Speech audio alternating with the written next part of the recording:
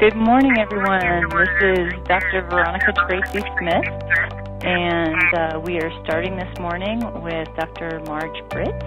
And I'm very excited today to talk about the upcoming Telesummit Living, Loving, and Legacy, and also to talk about Called by Love and also the next intensive.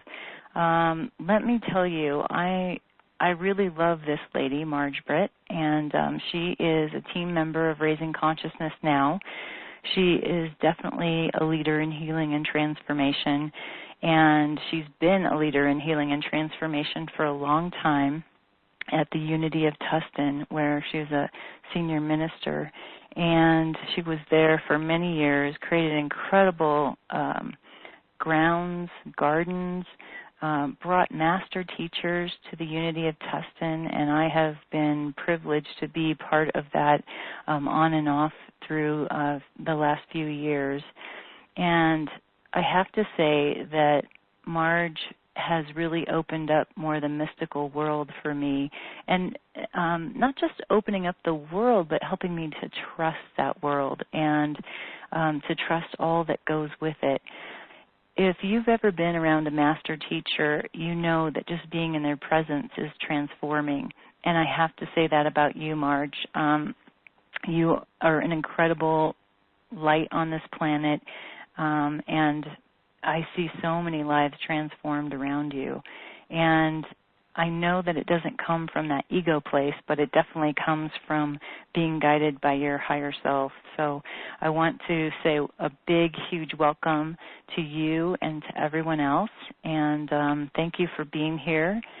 And before I have you say anything, I know you want to jump in there, I want to say I have everybody on mute right now so you can hear the presentation, and we'll have a question and answer time, and then I'll open up the phone lines. And if you have any questions ongoingly and you're only on the web, or if you're on both, you can certainly type in your questions there, and I will ask those questions as well. So this is going to be an interactive time, and want everyone to feel like they can participate in whatever way, shape, or form they'd like to. So welcome, welcome, welcome, Marj. Oh, thank you, Veronica. It is so beautiful to be here with you, and I feel such joy that we're able to share this path together. And hello, everyone. You are my mighty companions on the path, leaders in healing and transformation, in Raising Consciousness Now. I love being on this team, and also those of you who are part of Called by Love and the forthcoming Living, Loving, Legacy Telesummit. Hello, world. We're launching. Yes, yes. Speaking of launching, can we go through just a little bit of history?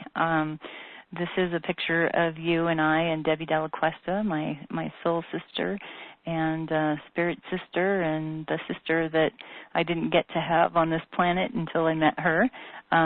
We were there for kind of the birthing. I mean, the birthing, I know, came out of being on the meditation and scribing your soul, as you talk about in the interview that we did together for the 2012 Consciousness Raising Summit. That's a beautiful interview, by the way. If you haven't seen it, it's on our YouTube channel, Consciousness Now TV. This is a picture that came out of getting you on video for the first time. And the very time. The very first time, and we actually have that video on the Consciousness Now TV too, or I know it's on the, I think it's on Consciousness Now TV. You can find it on YouTube.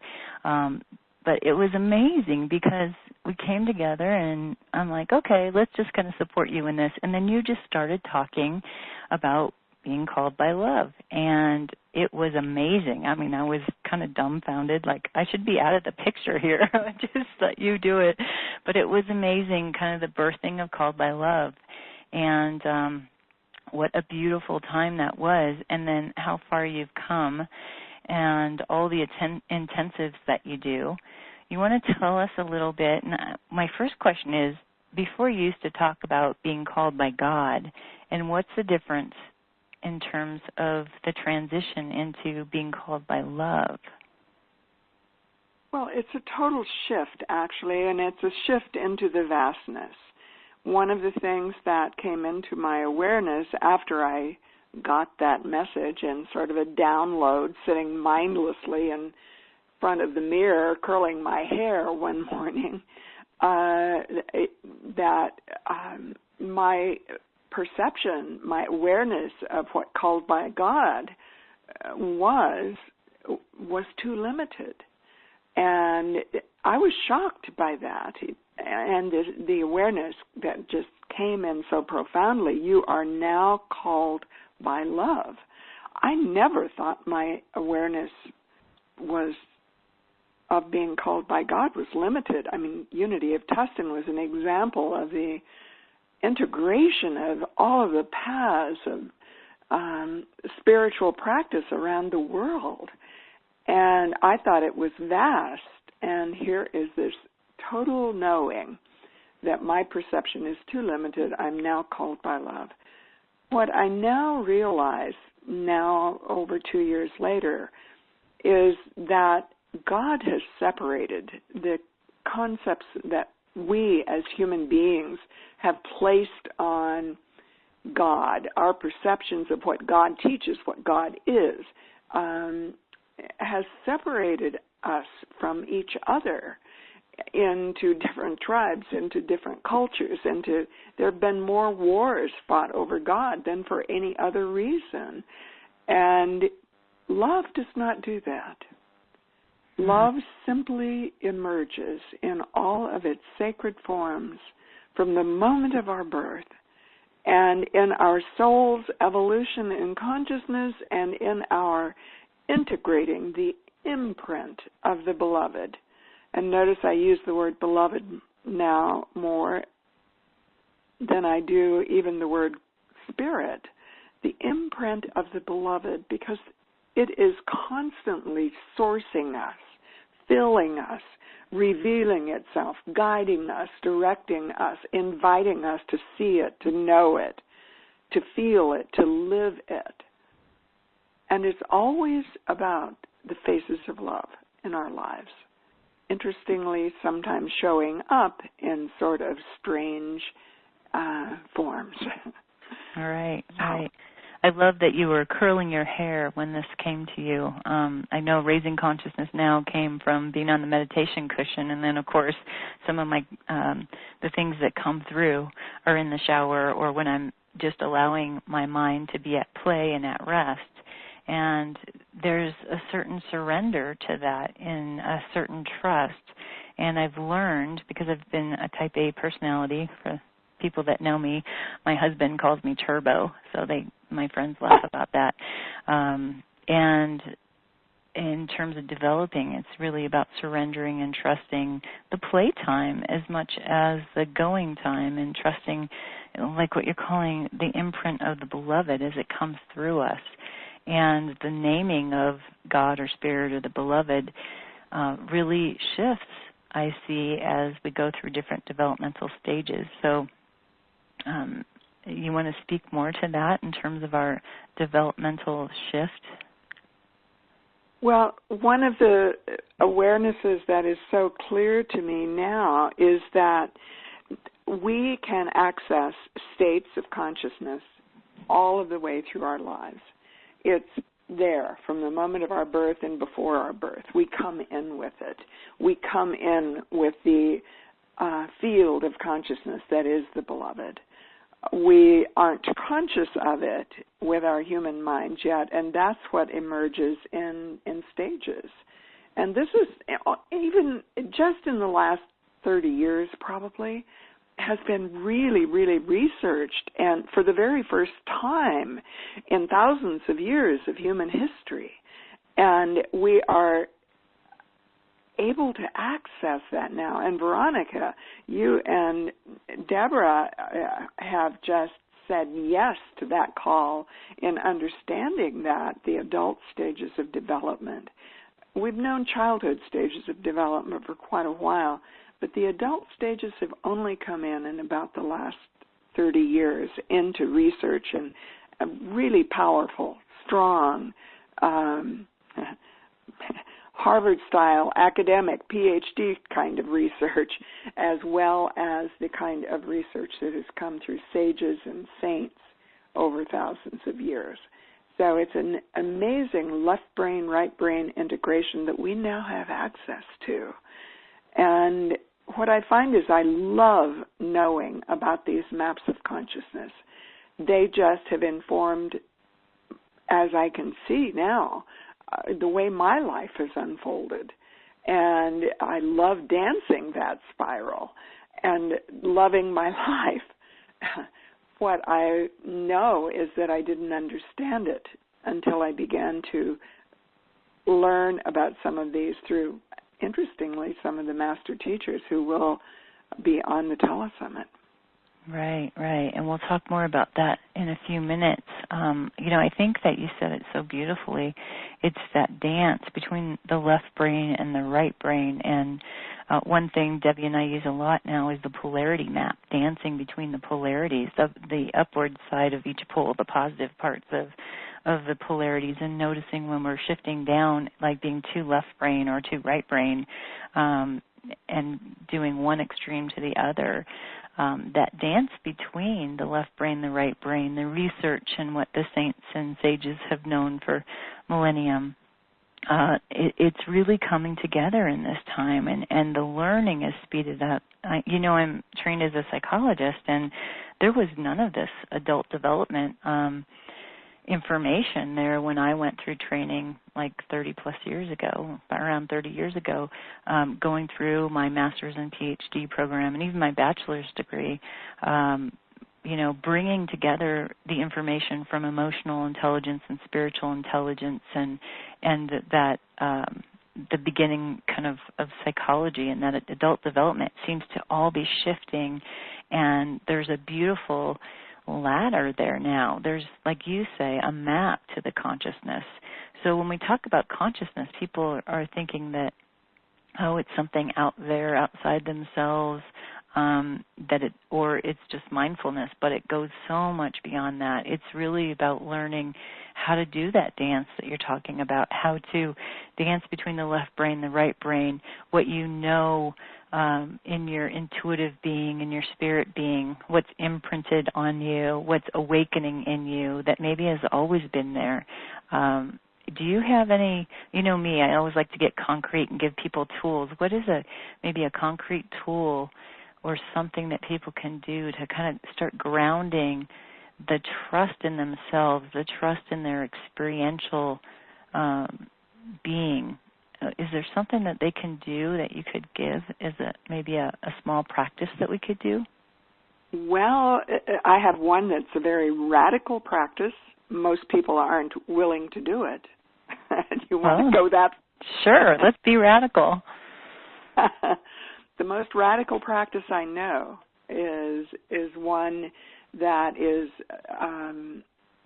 the most profound for me, and it involves another kind of dance, the dance between light and dark.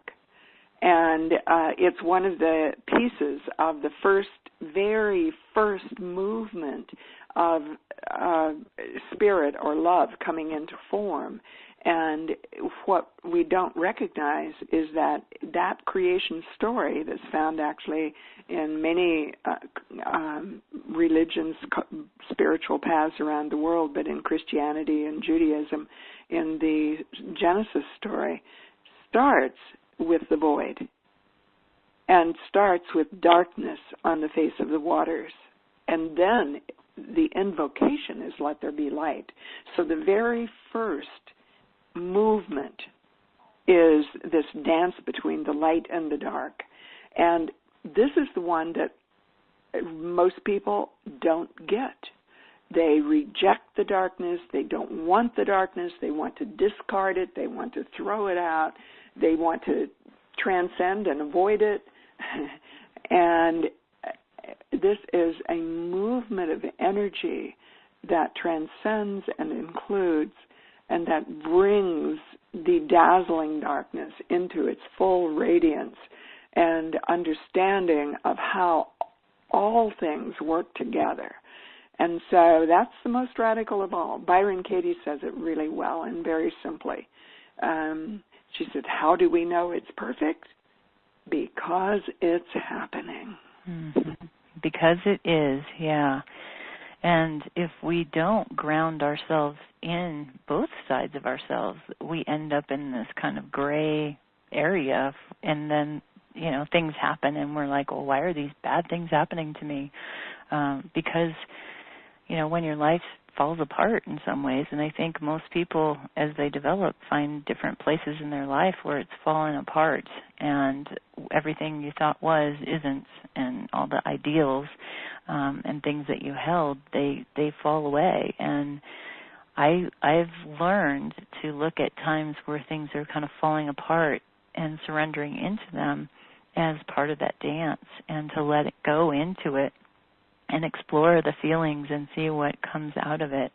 And even with my clients, before as a therapist, I would let's help them out of this crisis. And sometimes now I've learned that it's more about going deeper into it, experiencing it, and being in that dark place and seeing the wisdom and the compassion that comes out of that. And that's really what I believe is born, is that wisdom and compassion. I think there's another piece of it that we don't see often, and ultimately it ends up being simply often a destiny piece. Mm-hmm. And that is that out of our greatest sorrows can come our destiny assignments. Mm-hmm. And the amazing, amazing gift. This is seen most profoundly, interestingly, not in the traditional religious or spiritual paths, but in 12 Steps, which is one of the greatest spiritual programs in the world, where you recognize your greatest sorrow, whether it's alcoholism or drugs or whatever 12-step program someone might be in. There are now many, many of them. You recognize that as an entry point of darkness, and then you find the light within yourself through a stage developmental process called the 12 Steps in that program. I think it's a path to enlightenment. Absolutely, absolutely. Back. Ultimately, you come back into the marketplace, and that in that 12-step program, for example, you come back as someone in recovery one day at a time in order to serve others who haven't found their way through yet. And it's always reaching higher to the person that you will be learning from. I'm still learning, by the way. I hope we all are till we take our last breath, right? Of technology. And it's reaching forward with one hand and reaching backward with the other hand, and you are the bridge in between the worlds.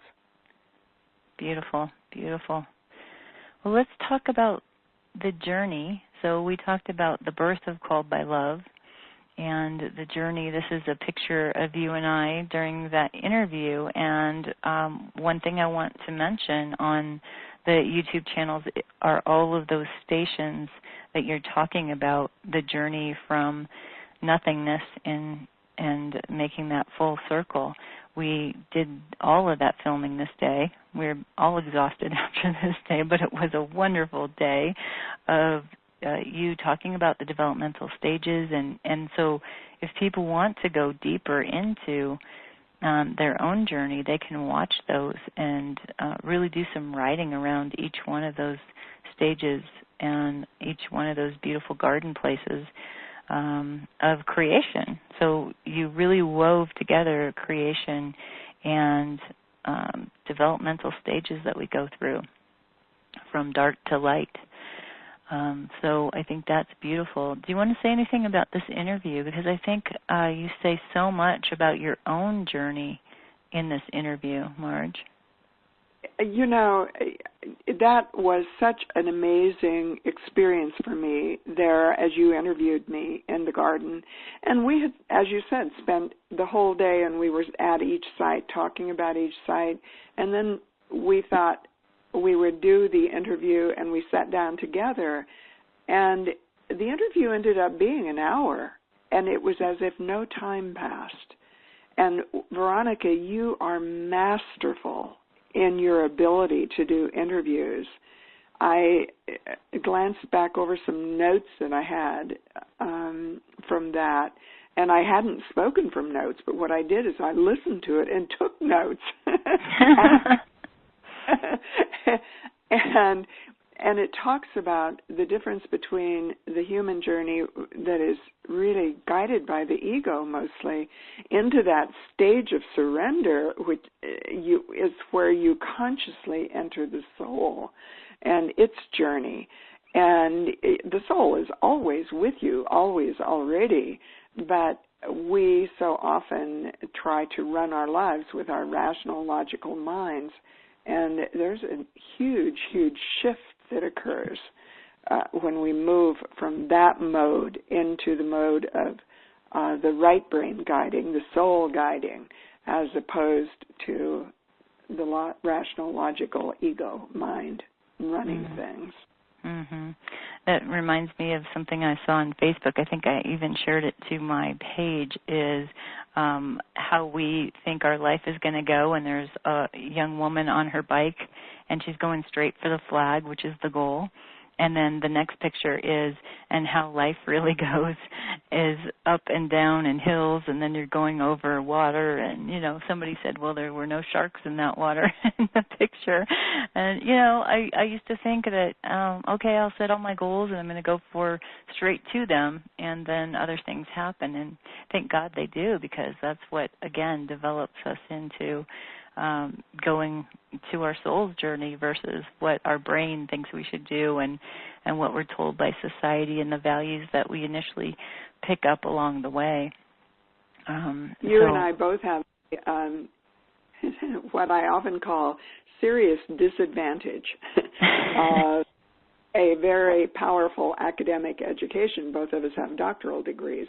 And that is an amazing handicap as we try to transition into this surrender into the intuitive awareness, because our rational mind development is very, very powerful. And yet the power of what comes from beyond that is what will guide and direct and compel, actually, the rest of our lives, if we are willing.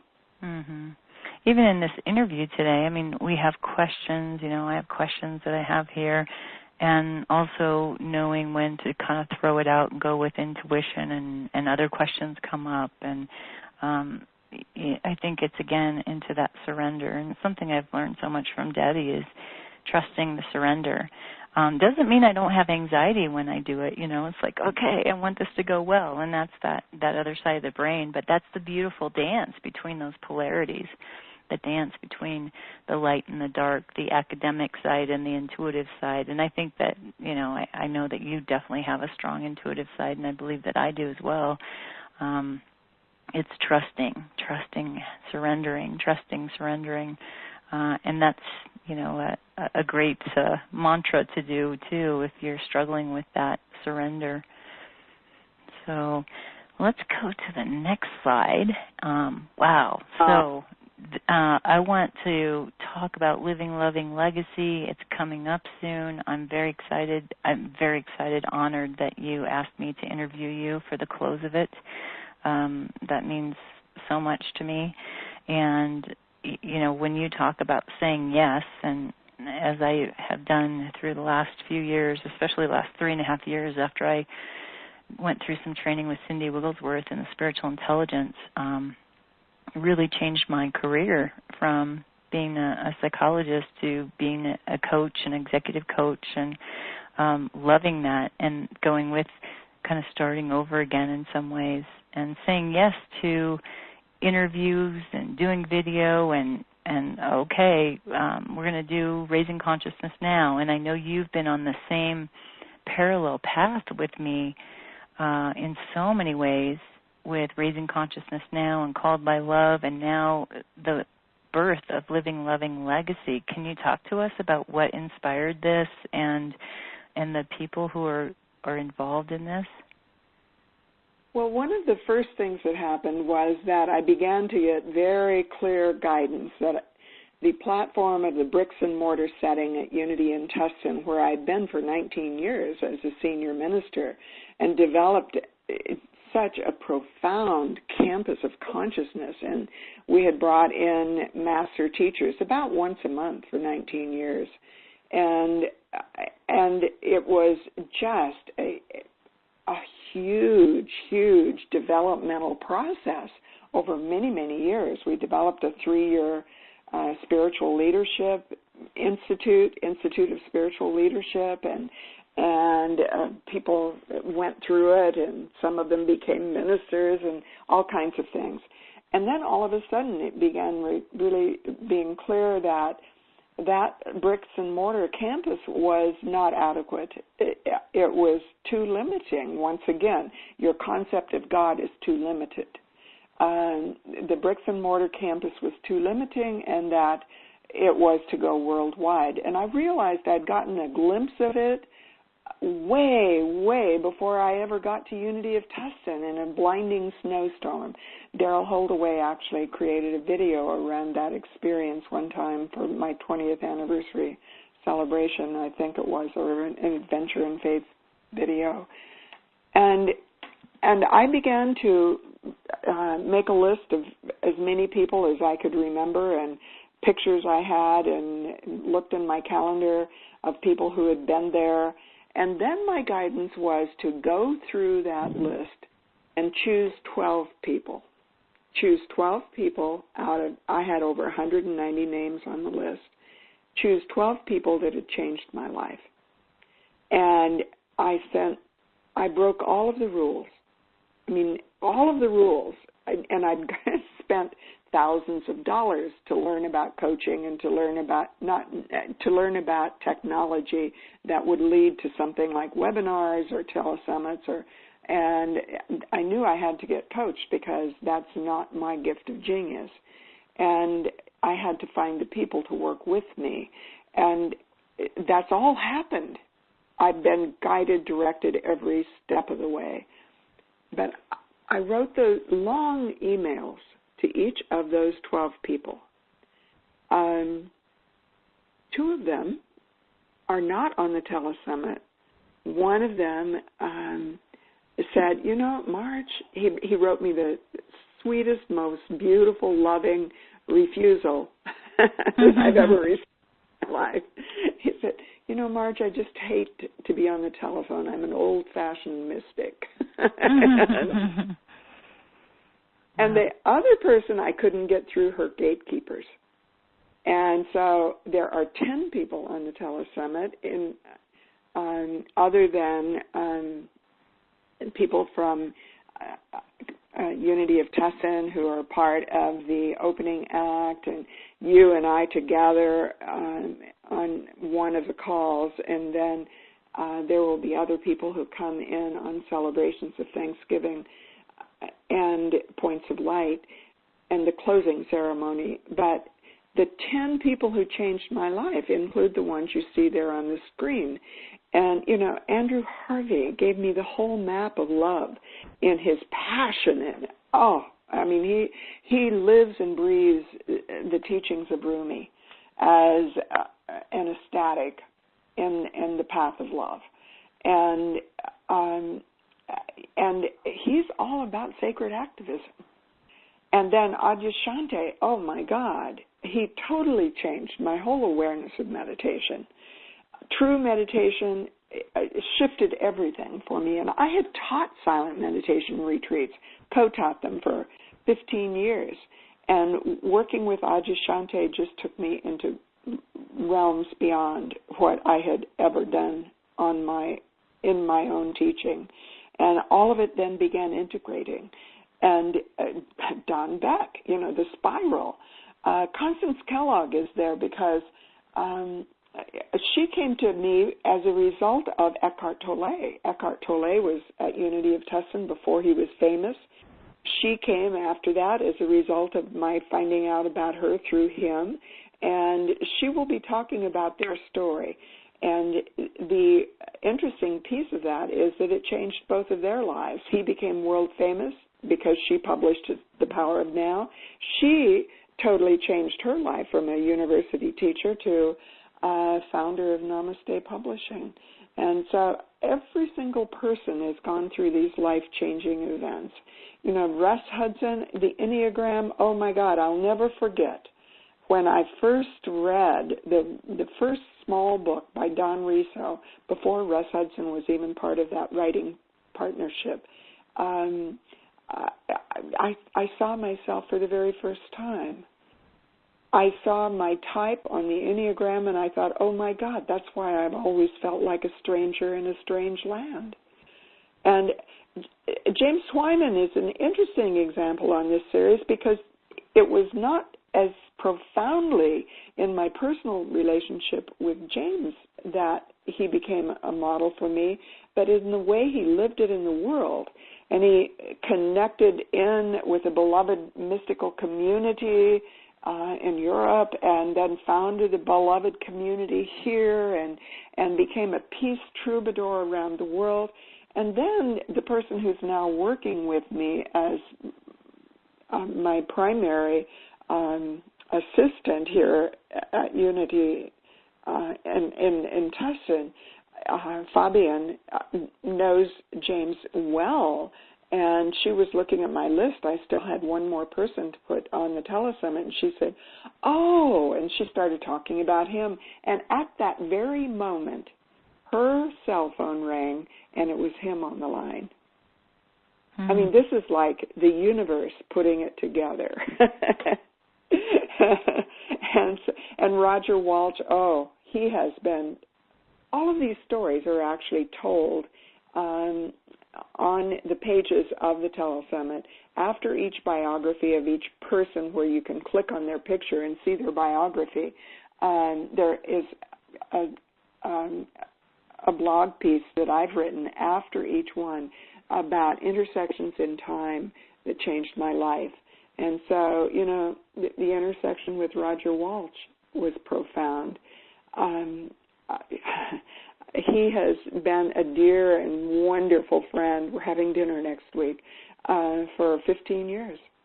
And all through these years, it's like touching in to this guidance. And he's so integral. He's so Course in Miracles. He is just such a pure soul. And John Welshons, my connection with him came through Ram Dass and Roger Walsh. And so Ram Dass was at Unity of Tustin, and Jean Houston. It's just amazing. So all of these people. Jean is off to a conference of women who are mapping the way to change what the world would look like if it was being designed by women. And I just am stunned and delighted, and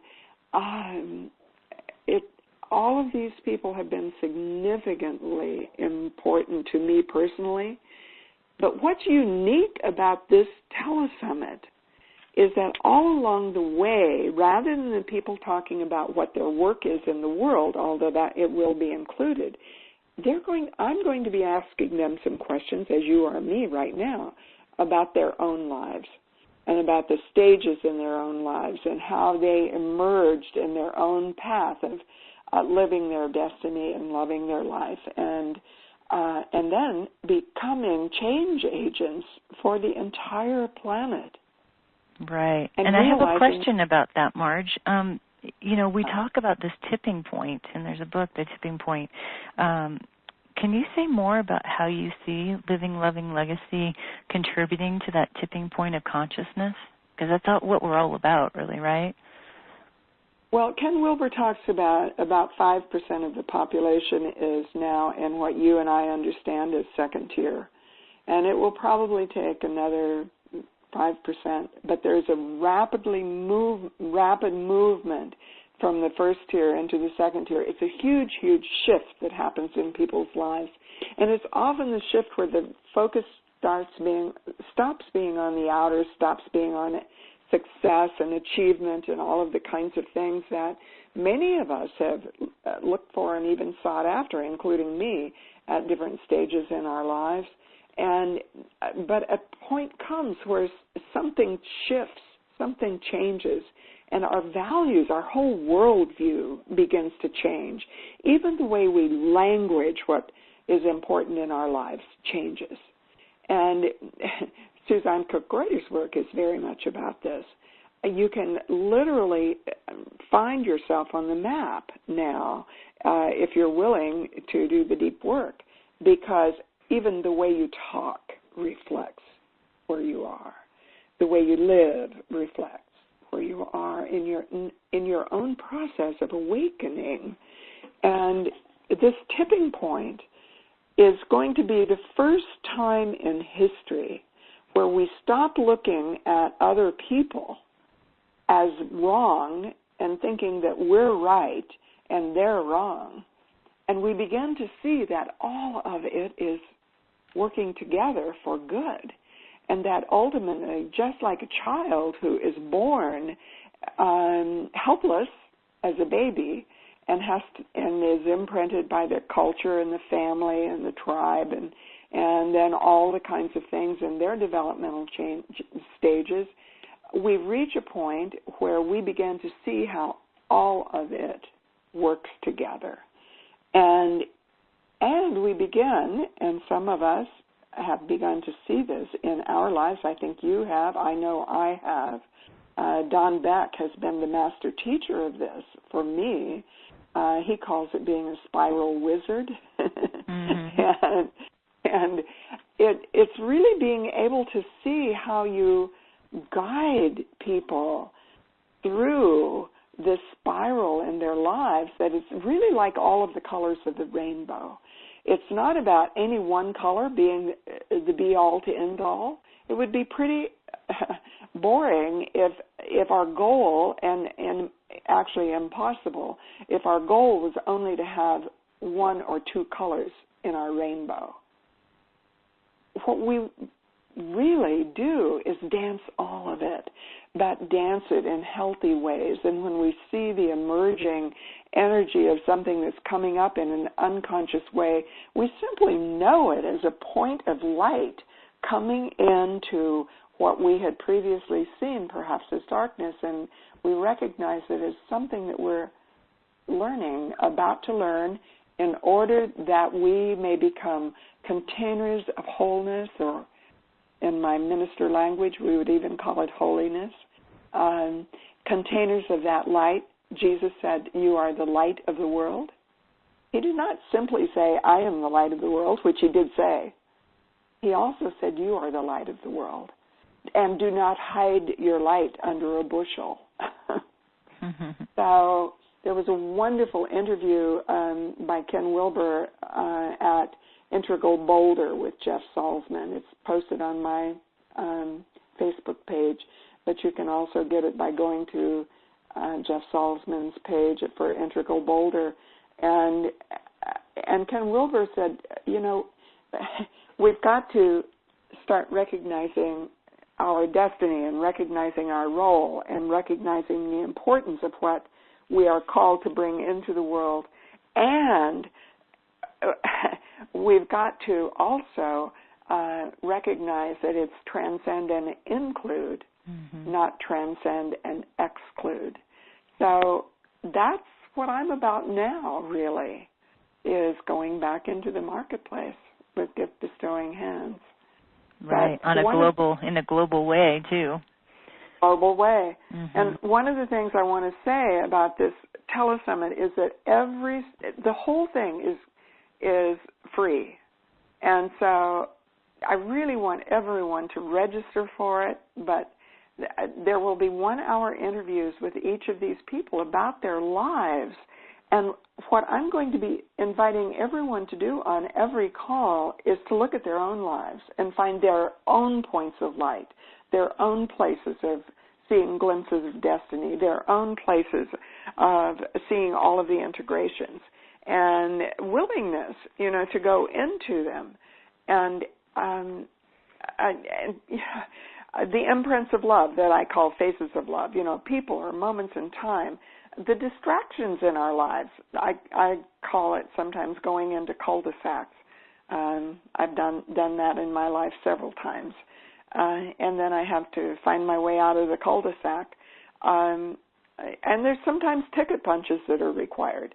I think my doctoral degree at the University of Massachusetts was one of the ticket punches. I think my degree, a seminary ordination, was another ticket punch.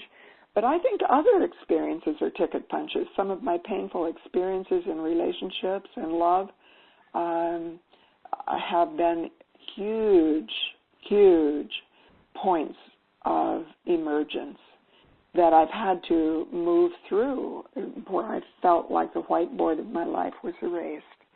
And I think all of them have been absolutely essential. I don't understand them with my human mind, and sometimes I want to kick and scream.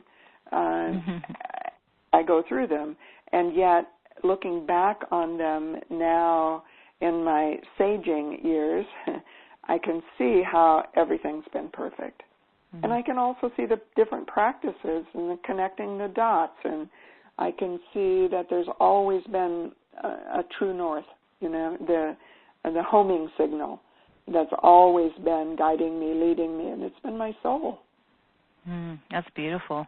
I know as I have grown through the spiral and finding places, even in my childhood, that inform me, and places where there were moments of consciousness like, oh, wow, the joy as a child singing, this little light of mine and things like that. I mean, just certain points of light in my life, even through a pretty difficult childhood, inform me now. Like, wow, that was the joy there. How do I bring that back? And, what you're doing is you're bringing all these master teachers to us in a global way. So I want to encourage people to share this as well with their friends and their family, because, the tipping point is really not just about us talking about this, but how do we all do our own deeper work, and how do we share that deeper work with other people? And it might be just casting some seeds and putting that out there, and asking people, hey, you might just want to watch this. This might be kind of neat. But I do want to open it up to other people to ask some questions. We have a lot of people on the webinar, so if you're on the webinar, please type in any questions, and I will see your questions there and ask Marj. And then while we're doing that, is it okay if I open up the phone lines, Marj? Of course. Okay, let's switch our mode here. So if you have a lot of background noise, I might need to mute you, or you can mute yourself. How about anyone on the line? Any questions or comments for Marj?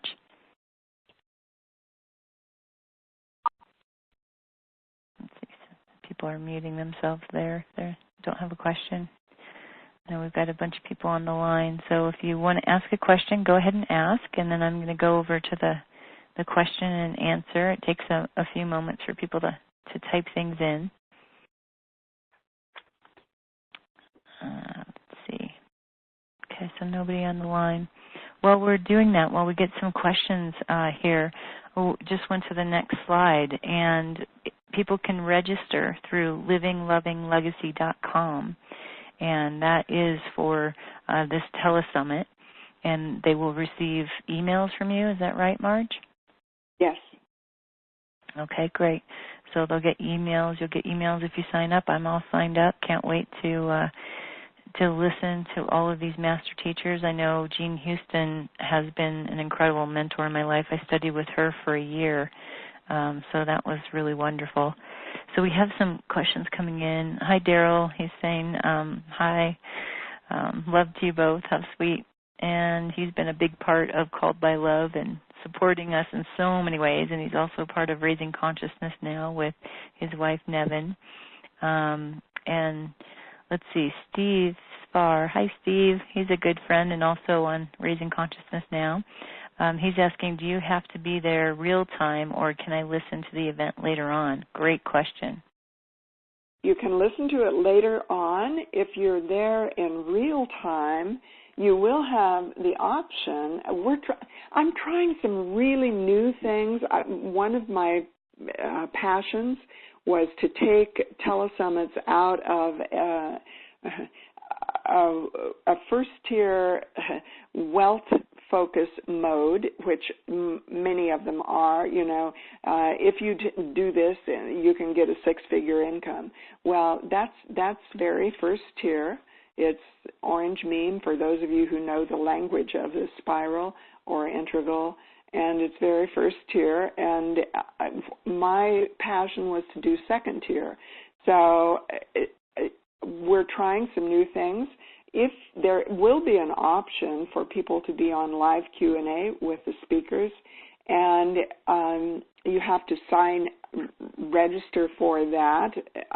Also, it will be a smaller, more intimate group where there can be some more support and guidance and more personal questions.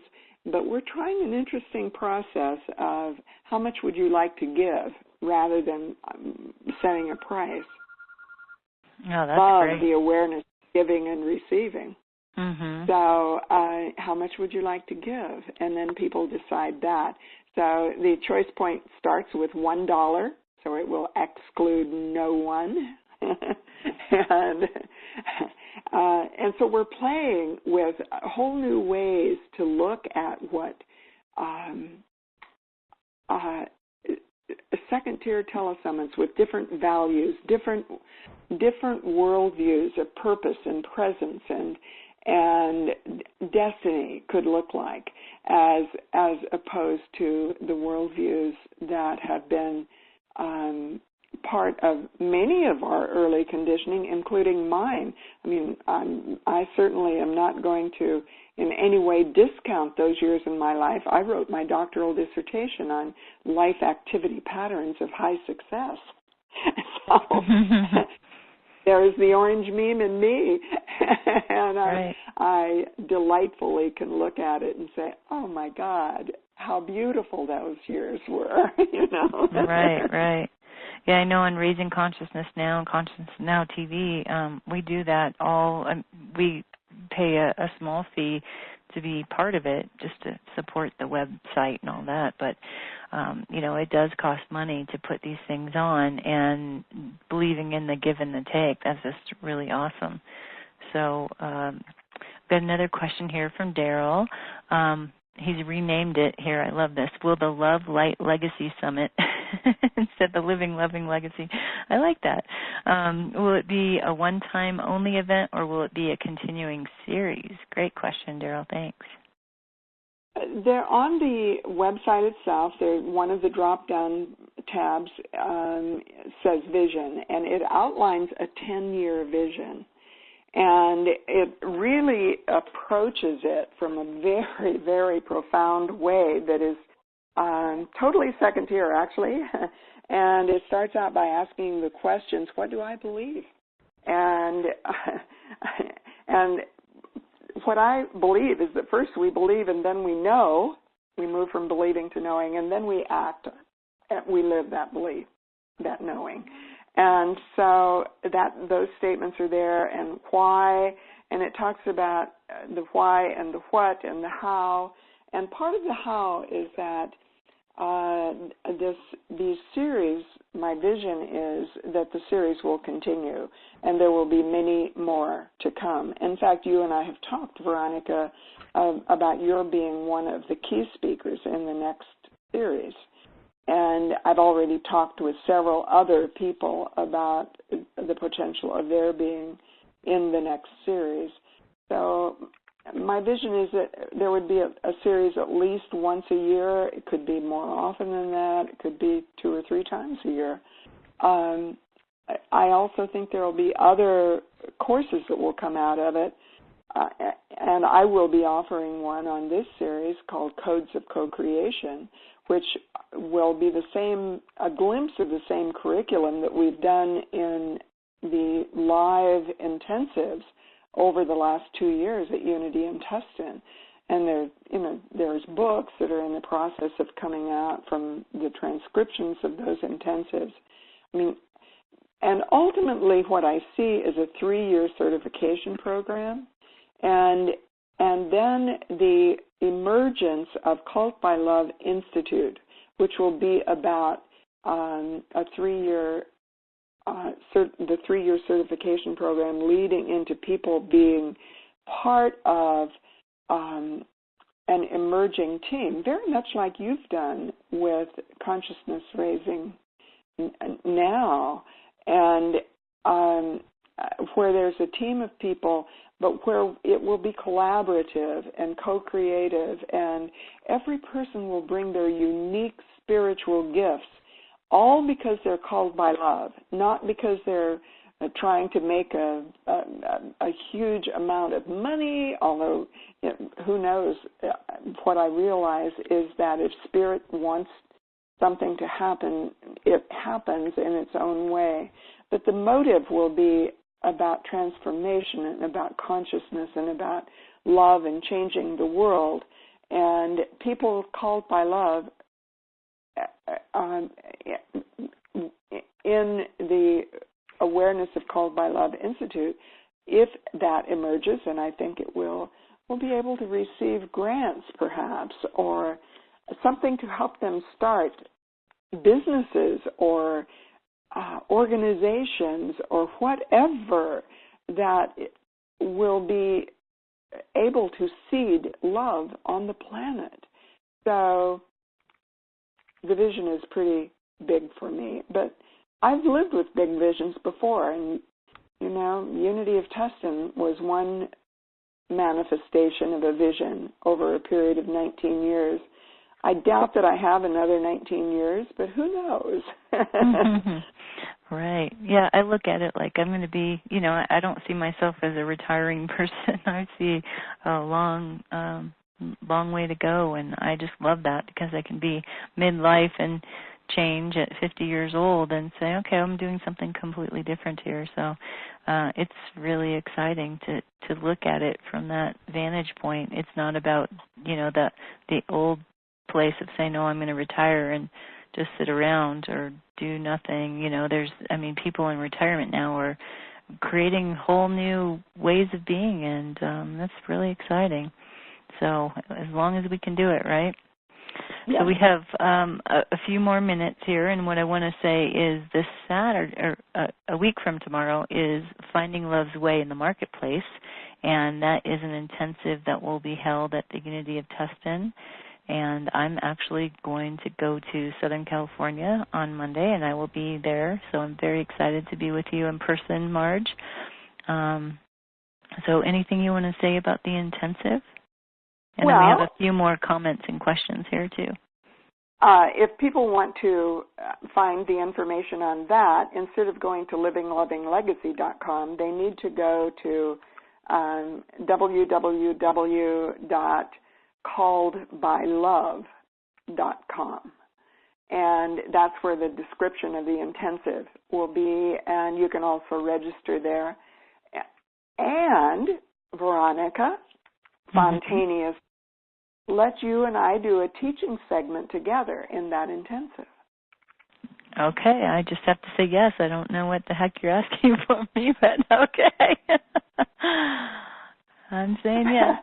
It's going to be about finding love's way in the marketplace, so we'll Wonderful. talk, and you and I somehow have a very synergistic, co-creative, collaborative relationship. It's been emerging from the very first time we met and had lunch at the little Greek restaurant, and you said, okay, let's go back to your house, and I'm going to show you how to do video. Yeah. yes, because I really believe in us getting our message out there in whatever way, shape, or form, and creating the best that we can do in our own corner of the world, because I think that's how we change the world, not in mega ways, but in our small ways, and I believe that trickles out and goes out in waves to everyone else on the planet. So some more comments here, and I know we're running out of time, and I want to be mindful of everyone's time. Steve Farr says, thank you for coming from a position of already abundant. I will be registered, and I will donate. Great. Thank you, Steve. Woohoo! Daryl is asking, how will you continue to connect and work with Veronica, Debbie, and Raising Consciousness Now? Thanks for the plug, Daryl. And then Karina has a comment as well. Well, as everyone can see when they go on the Living Loving Legacy website, there's a panel at the bottom of the landing page that says Event Co-Creators. And the logos of all of the speakers are there. So this is like a treasure house. For Andrew Harvey, all you have to do is go down there at the bottom and click on Institute of Sacred Activism, and you see everything he does in his work and how to access his work. And the same for every single one of the speakers. Well, your logo, Raising Consciousness Now, is down there also, Veronica, as an event co-creator. Yeah, that's awesome. Yeah, we're co-sponsoring. I have to say it's our logo, all of us.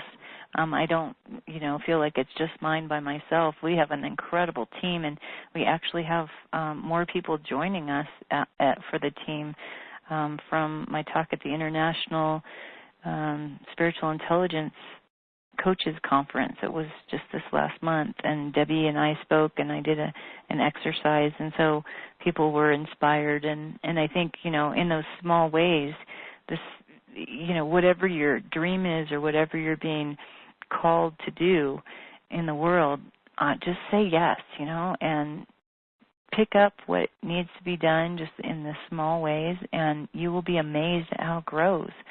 I know it's way beyond me. That's why I just wanted to say it's not my logo and it's not me. It's all of us.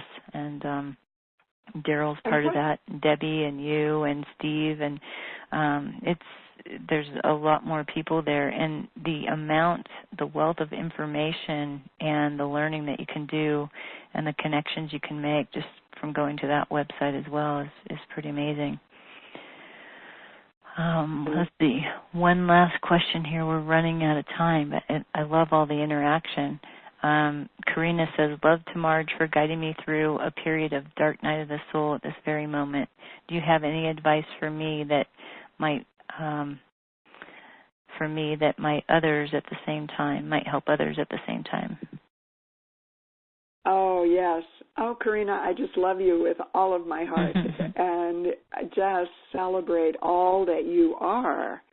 And what I know is that when we go through those moments of darkness in our life, they are guiding us and leading us into the next emergence. And they are literally part of the bridge from one stage into the next stage. And so what's happening in your life, Karina, and I'm seeing this in some other people too, what's happening is that you have been in one stage in your life, and part of that stage is ready to dissolve because it's no longer sufficient for the emergence of your soul, and you're bridging into the next stage, which is about your next point, your next emergence into your destiny. And right now you're sort of in between, and you're feeling a little wobbly because you don't know how to be in the new world because you've never been there before, and it's really clear that the old one isn't working, and that's why it seemed dark to you, and why you didn't know how to navigate it and felt the darkness overwhelm you. That is absolutely essential as we bridge from one realm into the next realm. And you're going into a quantum shift, Karina. And what I know is that this emergence is bringing you into such amazing gifts of co-creative power. And your power is in your gift of genius that's relative to photography and art. And you have been such an amazing point of light and called by love. You have given that light to the entire world through your gift of genius, which is your photographs and your art. And that is going to take you into the next expression of your destiny. So yeah, and I want to say, Karina, you have done a lot for Raising Consciousness Now, too, on our Facebook page, and such a talented artist. And, you know, I just want to say trust that darkness and trust going into it. And sometimes when we try to go away from it, that's when it gets stronger. When we go towards it, it dissolves, and we trust ourselves more in that. And that's what I was talking about earlier, that falling away and the falling away of parts of ourself that feel painful because we're so used to having them, and yet they no longer serve us. So, yeah, that's thank you for being so open and honest and sharing yourself. I really appreciate that. A few more comments, and then I think we need to end here. Minnie, hi, Minnie. Nice to see you. She says, feeling grateful and blessed to be listening in today, feeling lovingly inspired to say yes to my destiny. Wonderful. And Fabienne, so wonderful to be part of this co-creation with Marj and the whole Called by Love team. Feeling so much gratitude for contributing to bring the love message in the world in a way we can all relate to and increase consciousness with much love. Oh, that's a beautiful way to end. Thank you. I want to say thank you to everyone for being part of this, and we will be making, or I will be making a video out of this, so you'll find it on YouTube. But also, once we're finished here, you can go back and listen to it again or send the URL on to somebody else, and they can listen on the web through Instant Teleseminar that we have set up through Raising Consciousness Now. So, Marj, thank you so much for being part of this. Thank you for the work that you're doing in the world. It's amazing. It's fabulous. I know in my heart of hearts that you are contributing to a better planet, to a more conscious world that's not just about us in this generation, but all of those little babies being born today and all of those coming after them. They will carry on in this world, and this is part of being a pioneer on consciousness and laying the path. So thank you so much for your work. I deeply appreciate and love you. I feel exactly the same way, and I look forward to all of the ways that we will continue to collaborate and work together, for truly this is about that. It's about oneness. Absolutely. So on that note, I say thank you from Raising Consciousness Now and Consciousness Now TV, Called by Love, and Living Loving Legacy, all of us together, creating a more conscious, loving world. Thank you, everyone. Have a great week.